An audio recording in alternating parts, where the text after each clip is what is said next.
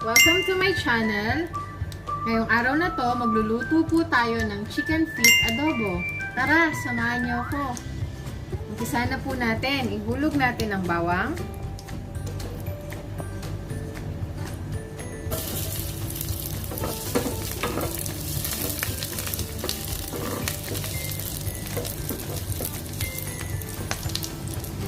Ginger. At isutay po natin ito sa ating butter.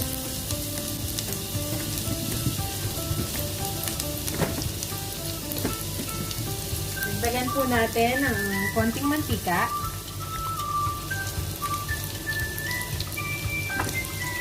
At atin lang pong haluin ng maigi ang ating bawang at ginger till mag-brown.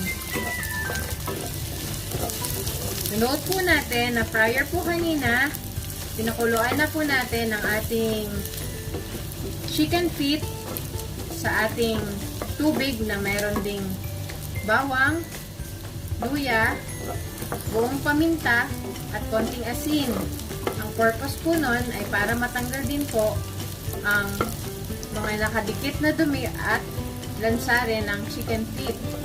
So, igigisa po natin sa second part na ito po ginagawa natin ngayon ng ating chicken feet.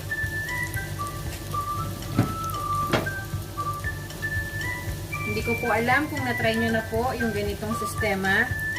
Pero sa akin po, mas preferred ko po lagi na ginigisa ang aking chicken feet tuwing ako'y nag-aadobo.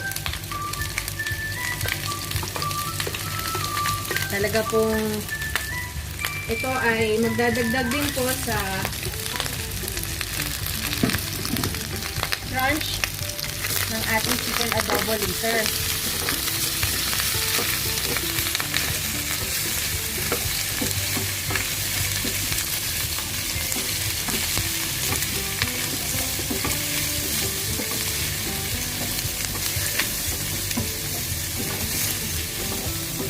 Pagkikisa po ay nagdadagdag ng pagkakaroon ng texture na tostado ng chicken. Kaya mamaya po, pagka ating putong pinakuluan, talaga naman pong pag naluto na ay nandyan pa rin po ang kanyang pagka-crunchy. Babalikan po natin to after 10 minutes. After po ng 10 minutes, umpisa na po nating isisa ng ating chicken feet. Unahin po natin idagdag ang ating paminta.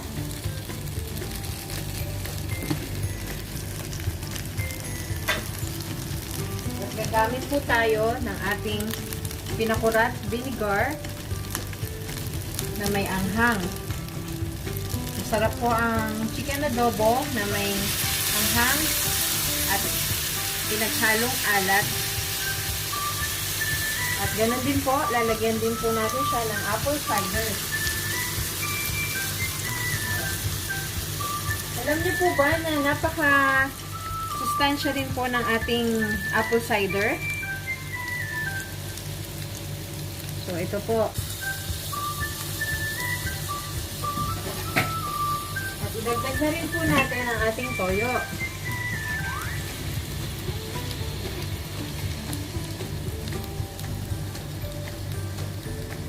So, dito po, tansyahin muna natin ang ating toyo. At optional naman po, pwede natin i-adjust yung lasa nito mamaya. Dagdag na rin po natin ng tubig.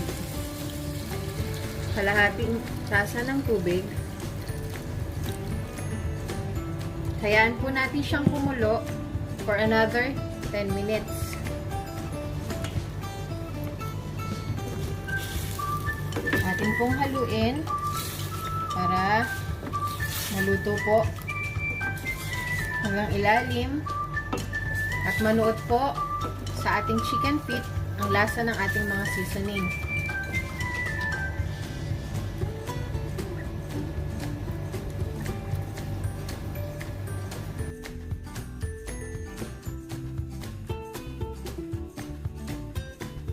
Na rin po natin ang ating bay leaf.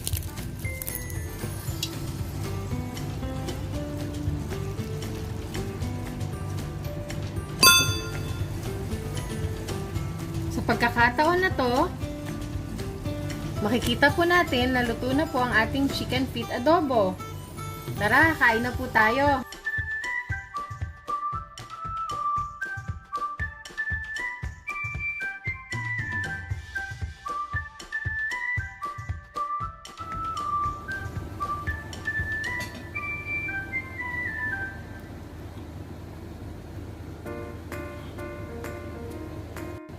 Ready to serve na po tayo. Ito po ang ating chicken feet adobo.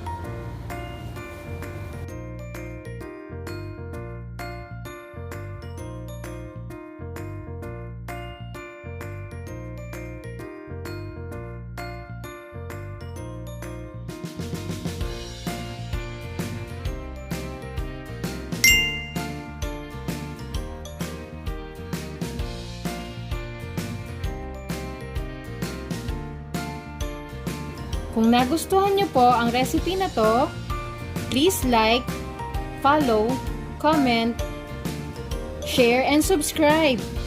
Maraming salamat po at sinamahan nyo ulit ako sa aking pagluluto sa araw na to. Sa uulitin,